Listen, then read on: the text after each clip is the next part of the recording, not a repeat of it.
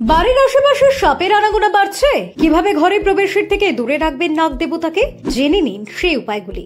বর্তমানে প্রায় সমস্ত এলাকায় পুরনো বাড়ি ভেঙে তৈরি হচ্ছে নতুন ঝকঝকে ফ্ল্যাট আবাসন। আর এই বাড়ি ভাঙার ফলে বেচারা সাপ সহ আরো নানান ছোট প্রাণীর উপদ্রব বাড়ছে। তারই সঙ্গে কেটে সাফ করে ফেলা হচ্ছে ঝোপঝাড় আগাছা, যার ফলে বাড়িতে উপস্থিতি বাড়ছে তাদের।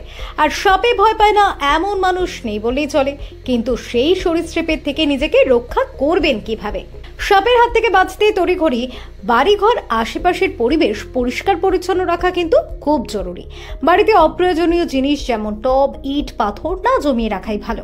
গাছের গোড়া, নালা, নর্দমা, নোংরা জল পরিষ্কার রাখা জরুরি। পাশাপাশি পুরনো বাড়ি ভাঙার ফলে ছুঁচো, ইঁদুরের উপদ্রব হয় বাড়িতে।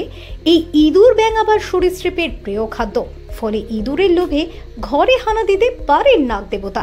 এছাড়া অপরিচ্ছন্ন থালা বাসন, খাবারের উচ্ছিষ্ট পড়ে থাকলে ইঁদুরের আনাগোনা বাড়ে। আর তাই বাড়িতে যাতে সাপ ঢুকতে না পারে তার জন্য ইঁদুরের দৌরাত্ম আগে বন্ধ করতে হবে। অনেকে আবার এই প্রাণীর উপস্থিতি বন্ধ করতে কার্বলিক অ্যাসিড ঘরের আশেপাশে ছড়িয়ে রাখেন। তবে বলে রাখি, এই অ্যাসিডে কিন্তু কোনো কাজ হয় না, কারণ বাতাসের সংস্পর্শে এই অ্যাসিডের তীব্রতা কমে যায় আর বৃষ্টিপাতের সময় তা জলে ধুয়ে যেতে পারে।